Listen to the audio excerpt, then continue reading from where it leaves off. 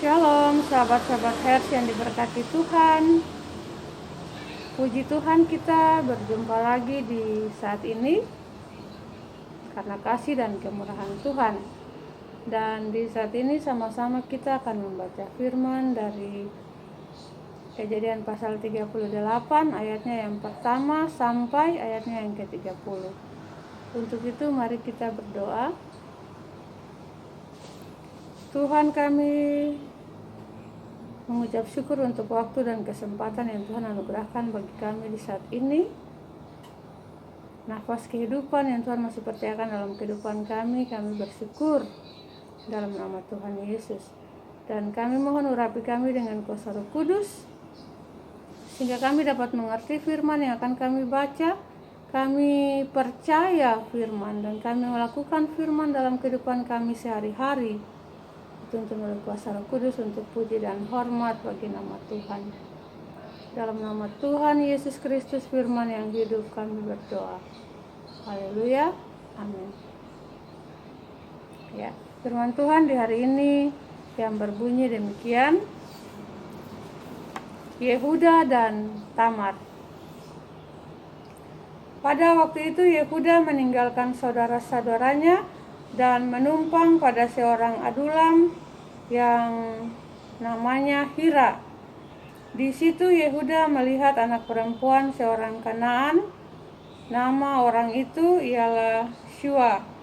Lalu Yehuda kawin dengan perempuan itu dan menghampirinya. Perempuan itu mengandung lalu melahirkan seorang anak laki-laki dan menamai anak itu Sesudah itu perempuan itu mengandung lagi lalu melahirkan seorang anak laki-laki dan menamai anak itu Onan. Kemudian perempuan itu melahirkan seorang anak laki-laki sekali lagi dan menamai anak itu Shela. Yehuda sedang berada di Kesib ketika anak itu dilahirkan.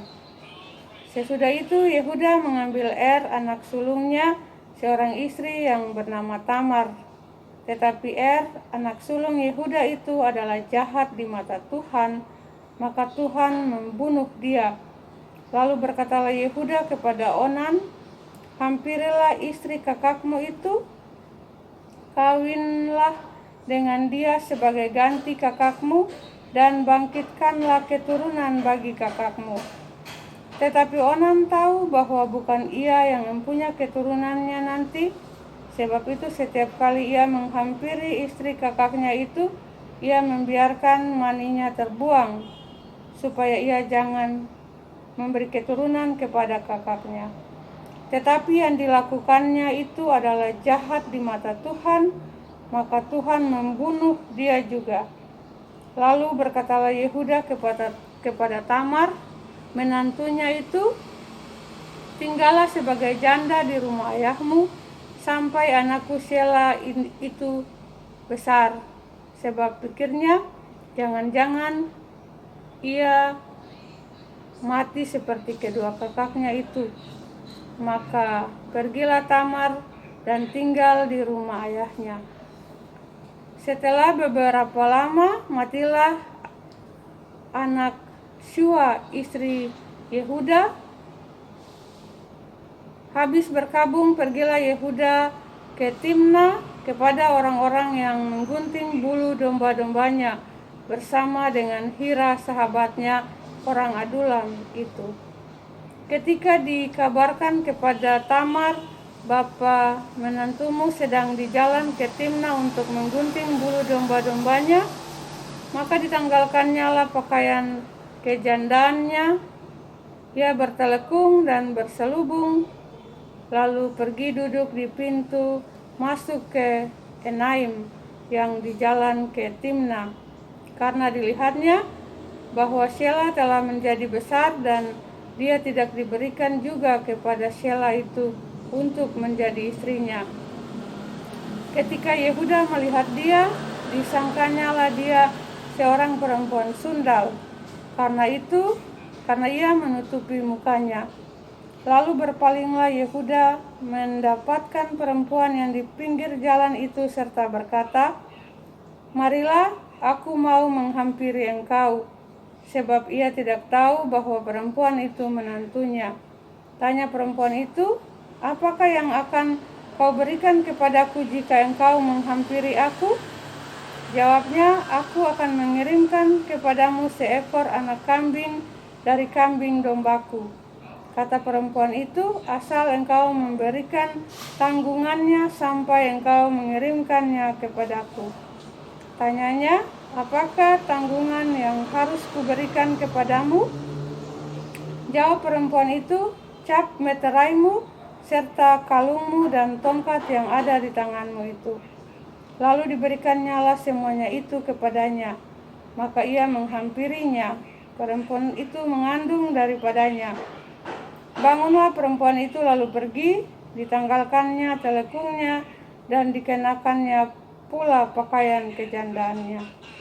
Adapun Yehuda, ia mengirimkan anak kambing itu dengan perantaraan sahabatnya orang Adulam itu untuk mengambil kembali tanggungannya dari tangan perempuan itu.